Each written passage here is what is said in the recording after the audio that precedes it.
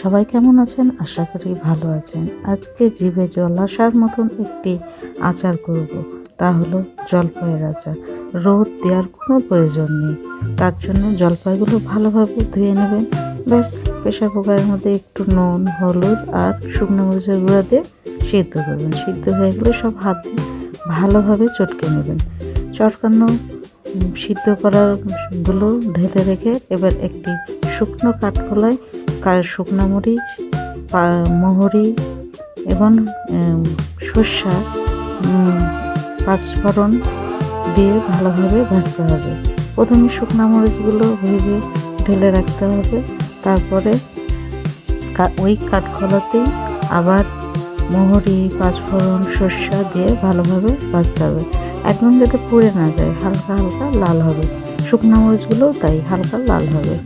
এবার সবগুলো একসাথে মেশানোর পরে ব্লেন্ডারের ভিতরে প্রথমে শুকনা যেগুলো পাঁচফোড়ন, মহরি ও সর্ষা সেগুলো গুঁড়া করতে হবে। গুঁড়াগুলো আবার ঢেলে রাখতে হবে মিক্সি থেকে। এবার ওই একই মিক্সির ভিতরে শুকনা মরিচ এবং কিছু রসুন, একটা রসুন ভালো করে পানি দিয়ে পিষে নিতে হবে। এবার হচ্ছে কড়াইয়ের উপরে আখের গুড় দিয়ে দিতে হবে। এবার আখের গুড় দেওয়ার পরে সামান্য একটু পানি দিয়ে গুড়গুলো গুলিয়ে নিতে হবে।